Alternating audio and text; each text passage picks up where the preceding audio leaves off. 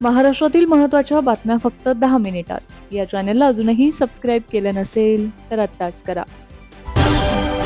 ठाणे आणि मीरा भाईंदरला जोडण्यासाठी महत्त्वपूर्ण असलेला गायमुख ते शिवाजी चौक मेट्रो 10 मार्गिकेच्या कामाला राज्य सरकारने मान्यता दिली आहे। त्यानुसार आता ही संपूर्ण 9.676 किमी लांबीची मेट्रो मार्गिका उन्नत स्वरूपात उभारण्यात येणार आहे। या कामासाठी 8,535 कोटी रुपयांच्या खर्चाला राज्य शासनाने मंजुरी दिली आहे।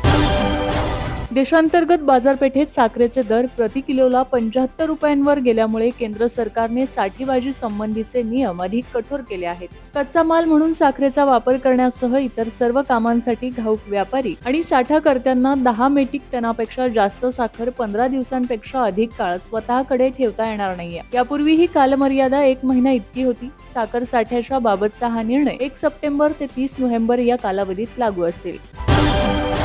महाराष्ट्रातील शिक्षक आणि शिक्षकेतर कर्मचाऱ्यांसाठी शालार्थ प्रणालीमध्ये ई-केवायसी पूर्ण करण्याची 20 सप्टेंबर 2026 ही अंतिम मुदत आहे। शिक्षण संचालनालयाने या संदर्भात अधिकृत परिपत्रक जारी करून कर्मचाऱ्यांना हा अंतिम इशारा दिलाय। जर कोणत्याही कर्मचाऱ्यांनी या मुदतीपूर्वी आपली ई-केवायसी प्रक्रिया पूर्ण केली नाही तर त्यांचे ऑक्टोबर 2026 चे वेतन रोखले जाईल।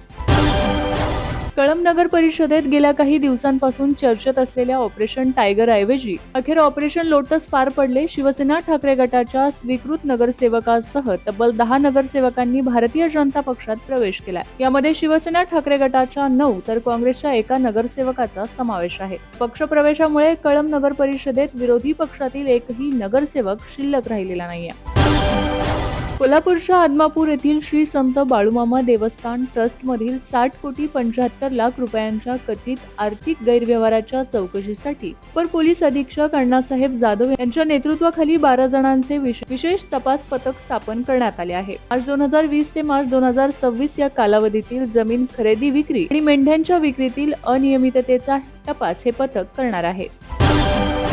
मुंबईकरांसाठी महत्त्वाची बातमी आहे। आता तुम्ही रिक्षा किंवा टॅक्सीने प्रवास करत असाल तर तुमच्या खिशाला कात्री लागण्याची शक्यता आहे। कारण येत्या 1 सप्टेंबर पासून रिक्षा आणि टॅक्सीच्या भाड्यात वाढ होणार आहे। परिवहन आयुक्तांनी सादर केलेल्या भाडेवाढीच्या प्रस्तावाला मुंबई महानगर प्रदेश परिवहन प्राधिकरणाने मंजुरी दिली आहे। महाराष्ट्र अन्न व औषध प्रशासनाने खाद्यतेल विक्रीबाबत कडक नियम लागू केले असून सुटे किंवा उघडे तेल विकण्यास पूर्णपणे बंदी घातली आहे। नियमांचे उल्लंघन आणि भेसळ केल्यास 10 लाखांपर्यंत दंड आणि 7 वर्षांपासून ते जन्मठेपेपर्यंत शिक्षा होऊ शकते असा इशारा देण्यात आलाय। ग्राहकांना मोठा धक्का बसणार आहे। मोबाईल रिचार्ज पुन्हा महागणार असून दरांमध्ये 12 ते 15% वाढ होण्याची शक्यता आहे। जिओ आणि एअरटेल या दोन्ही टेलिकॉम कंपन्या रिचार्ज प्लॅन महाग करणार असल्याची चर्चा सुरू आहे। कुर्ल्यातील दाट लोकवस्तीच्या कुरेशी नगर परिसरात शुक्रवारी पहाटे मोठी दुर्घटना घडली। काम सुरू असलेल्या ठिकाणी उभी करण्यात आलेली मोठी हायड्रॉनिक क्रेन अचानक एका बाजूला कलांडून लगतच्या झोपड्या, संरक्षण भिंत आणि वाहनांवर कोसळली। या दुर्घटनेत अवघ्या 3 महिन्यांच्या बाळासह 10 जण जखमी झाले आहेत। घटनास्थळावरील मऊ आणि चिखलमय जमिनीमुळे क्रेनची स्थिती बिघडली असावी असा प्राथमिक अंदाज MMRDने व्यक्त केलाय। बंदिस्त जागेत सर्वसामान्य लोकांच्या उपस्थितीशिवाय किंवा त्यांच्या नजरेसमोर न घडलेले जातीवाचक शिवीगाळाला अनुसूचित जाती जमाती अत्याचार प्रतिबंधक कायद्याच्या कलम 3 उपकलम 1R आणि 3 उपकलम 1S अंतर्गत गुन्हा ठरवता येणार नाही असा महत्त्वपूर्ण निर्वाळा सर्वोच्च न्यायालयाने दिला आहे। पुणे आणि पिंपरी चिंचवड मधील प्रवाशांसाठी महत्त्वाची बातमी समोर आली आहे। हिंजवडी IT पार्कला जोडणाऱ्या माण हिंजवडी ते शिवाजीनगर मेट्रो मार्गिकेतील माण बालेवाडी या पहिल्या टप्प्यात मेट्रो रेल्वे सुरक्षा आयुक्तांकडून अंतिम मंजुरी मिळाली आहे।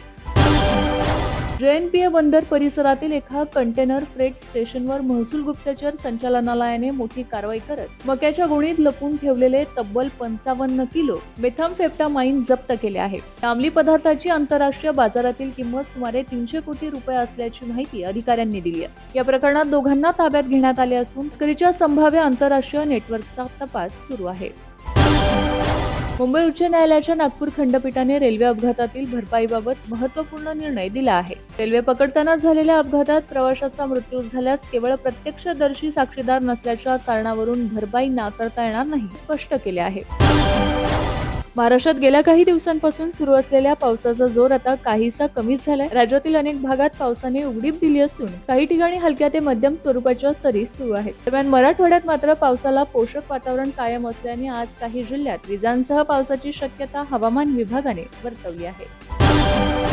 राज्यात व्यावसायिक प्रवासी वाहने चालवणाऱ्या चालकांना प्रवाशाशी सुसंवाद साधता यावा यासाठी व्यावहारिक मराठी भाषेचे ज्ञान अनिवार्य करण्यात आले आहे. या नियमाच्या अंमलबजावणीसाठी आजपासून राज्यभर तपासणी मोहीम सुरू करण्यात आली आहे. ज्या चालकांना व्यावहारिक मराठीचे ज्ञान असल्याचे तपासणीत आढळले त्यांना नोटीस बजावून 1 महिन्याच्या कालावधीत मराठी भाषा शिकणे बंधनकारक करण्यात आले आहे. या मुदतीत मराठीचे ज्ञान आत्मसात न केल्यास संबंधित चालकाचा बॅच 3 महिन्यांसाठी निलंबित करण्यात येणार आहे.